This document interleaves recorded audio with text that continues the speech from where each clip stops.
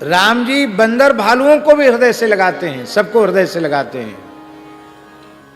लेकिन क्या वर्ण धर्म और आश्रम व्यवस्था, इसकी जो मूलभूत अवधारणा है, क्या उसका उच्छेद कहीं भगवान करते हैं?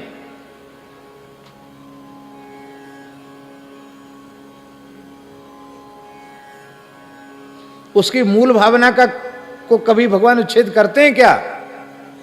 वर्तमान समय में जो समरसता की बात की जा रही है, उसमें दुर्भाग्य की बात यह है कि अति प्राचीन नित्य सिद्ध अनाद्य पौरुषेय भगवान वेदों के द्वारा प्रतिष्ठापित जो सनातन धर्म की मूल व्यवस्था है, वर्ण व्यवस्था, आश्रम व्यवस्था, उसको सर्वथा चौपट करके, उसका मटिया मेट करके तब समरसता की बात कही जा रही है। लाख प्रयत्न कर लो, सब धर्म नष्ट हो जाएगा, सदाचार नष्ट हो जाएगा, फिर भी समरसता नहीं होगी।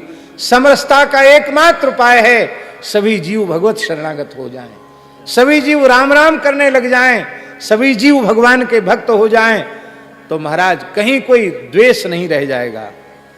हमारे इस देश ने संत रैदास जी का आदर किया कि नहीं किया? जाति के कारण किया कि भक्त के कारण किया? अजामिल ब्राह्मण था, उसकी निंदा हुई कि नहीं हुई? जाति के कारण हुई क्या? उसके दुष्कर्मों के कारण हुई। उत्तम कुर पुलस्त करनासी, क्या रावण ब्राह्मण नहीं था? उसकी निंदा हुई कि नहीं हुई? उसके पुतले को जलाया जाता कि नहीं जलाया जाता? उसके दोषों के कारण। इसलिए सामाजिक समरसता का सबसे श्रेष्ठ उपाय यही है, सब जीव भगवत शरणागत हो जाएं, सबका आहार विहार शुद्ध हो जाए, सबके आचरण पवित्र हो जाएं। और ये सब तब काम तभी संभव होगा जब सब गो उपासक हो जाएंगे, सब गो भक्त हो जाएंगे, सब गोव्रती हो जाएंगे। आज यहां आकर के देख लो, आज मेघवाल समाज का सम्मेलन था, यहां चर्मकार समाज का सम्मेलन था, रैदास समाज का आज यहां सम्मेलन था।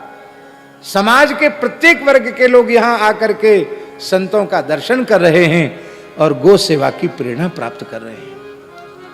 गाय पूरे बिखरे हुए हिंदू समाज को एक सूत्र में बांध सकती है। अब ये और कहा जा रहा है कि सामाजिक समरसता को बढ़ावा देने के लिए अंतरजातीय विवाह करो।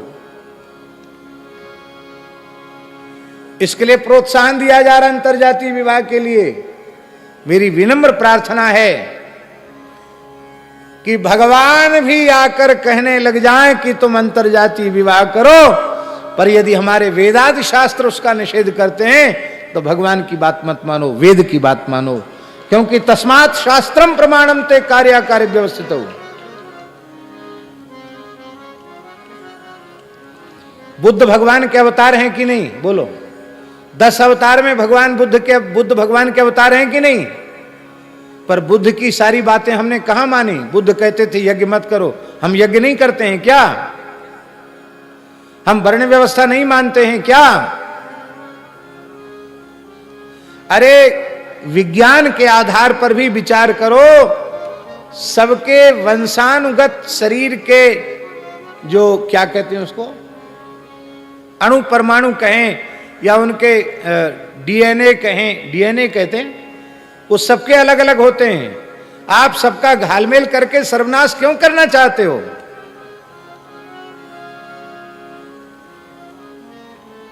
अरे समाज ही नहीं रहेगा तो बचाओगे आप किसको? क्या एक भीड़ को आप हिंदू कहेंगे? एक समुदाय, एक भीड़ हिंदू नहीं हो सकती।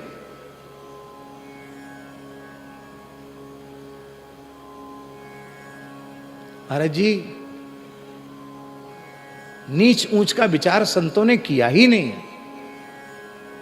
नीच ऊंच का विचार संत करते तो जगतगुरु श्रीमदाचार्य रामानंदाचार्य जुलाहे के कुल में पालित होने वाले कबीर जी को हृदय से नहीं लगाते।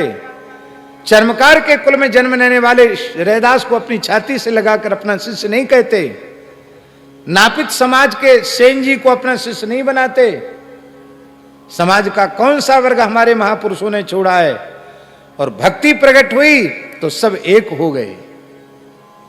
महाराष्ट्र की धरती का हम उदाहरण आपको दें, गोराई काका कुम्हार हैं, कुम्हार हैं, प्रजापति हैं, और उनके घर में सत्संग करने श्री निवृत्तिनाथ जी आते हैं, संत ज्ञानेश्वर आते हैं, सोपान देव मुक्ताबाई आती हैं, नामदेव जी आते हैं। 600-700 साल पुरानी बात है। उनमें नीचता का विचार होता तो इतने बड़े महापुरुष उनके घर क्यों आते? पर ज्ञानेश्वर जिस कुल में उत्पन्न हुए उसके अनुसार वो धर्माचरण करते हैं। गोराई कुम्हार व्यास जी जिस कुल में पैदा है उस कुल के अनुरूप कार्य करते हुए भजन करते हैं। नामदेव जी छिपा जाति में पैदा होकर छिपा का काम करते हुए भगवान का भजन करते हैं। सावता माली के बालक होकर के भी खेती किसानी का काम करते भगवान की भक्ति करते हैं। और भगवान की भक्ति ने गोराई काका के यहाँ समाज के उच्च से लेकर निम्न वर्ग तक के सब लोगों को एक जगह बिठा दिया। चोखा मेला किस वर्ण के थे? पर संत चोखा मेला का महाराष्ट्र की संत परंपरा में कितना समादर किया गया। मूल बात पर कोई ध्यान नहीं देता है कि लोगों को व्यसन मुक्त बनाओ, मद्यपान से छुड़ाओ, लोगों को भगवान का भक्त बनाओ। इस बात पर किसी का जोर नहीं है। खाली सब रोटी बेटी एक करके सब एक कर दो। जो लोग कहते हैं वो ईमानदारी से वो करके दिखा पाएंगे क्या? कम्युनिस्ट विचारधारा के लोग, धर्म और ईश्वर को न मानने वाले लोग, सच्ची बात बता रहे हैं आपको, आंखों देखी बात बता रहे हैं। कलकत्ते में एक कम्युनिस्ट नेता, उसके घर में देवी जी बैठी, ब्राह्मण दुर्गा सप्तशती का पाठ कर रहे हैं। हमने पूछा आप तो मानते ही नहीं हो? बोले मंच पे नहीं मानते हैं, घर में मानते हैं। क्यों? मंच पे हम कम्युनिस्ट नेता हैं, घर में तो हम हिंदू हैं। ये दोहरी नीति क्यों कि वहां कुछ और यहां कुछ और? इसलिए मेरी प्रार्थना है कि वर्णाश्रम व्यवस्था इस देश की सनातन व्यवस्था है, करोड़ों वर्षों से चली आ रही है।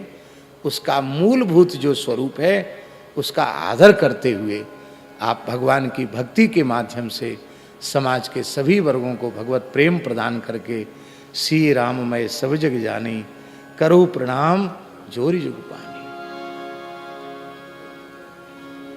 फतेह खान मुसलमान था।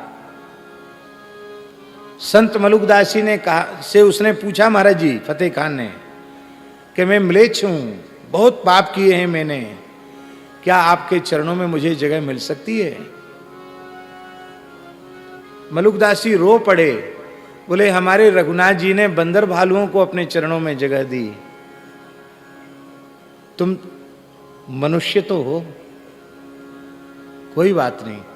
आपने उसे शिष्य बनाया और उसका नाम मीर माधव दास रखा। फतेह खान का नाम मीर माधव दास रखा और अपनी सेवा में रखा, निजी सेवा में रखा, अपने श्रीअंग की सेवा में फतेह खान को रखा। और उसके सौभाग्य पर श्री स्वामी भगवत सिंह जी इतने रीझ गए कि उन्होंने कहा रस क्या मीर माधव रस खान रीति रस गाई, हम सो इन साधुन सो पंगति, तान सेन अकबर कर मेती, मीरा कर्मा बाई। और क्या है? रत्नावती मीर माधव रस खान रीति रस गाई। तो मीर माधव जो मलुकदास जी के शिष्य हैं उनका भगवत ऋषि देव जी महाराज नाम ले रहे हैं। रसखान पठान थे कि नहीं? आज संतों की सभा में रसखान का आदर है कि नहीं? काले खां मुसलमान थे कि नहीं? आज संतों की सभा में उनका आदर है कि नहीं? इसलिए जात पात एक करके एक नहीं किया जा सकता। सब में भगवत प्रेम की प्रतिष्ठा करके सामाजिक वैमनस्यता को, राग द्वेष को, ऊंच नीच की भावना को समाप्त किया जा सकता है। जो भगवान का भक्त है वो अछूत नहीं हो सकता। और आचार्य जी बात बहुत कड़वी है, पर ब्राह्मण कुल में उत्पन्न हुआ है, पर ब्राह्मण जैसे आचरण नहीं है। ऊट पटांग चीज खाता पीता है, जो नहीं करना चाहिए वो नहीं करता है, जो नहीं करना चाहिए वो करता है। तो मैं बहुत विनम्रता से कहता हूं, वो ब्राह्मण होते हुए भी अस्पृश्य है, छूने योग्य नहीं है।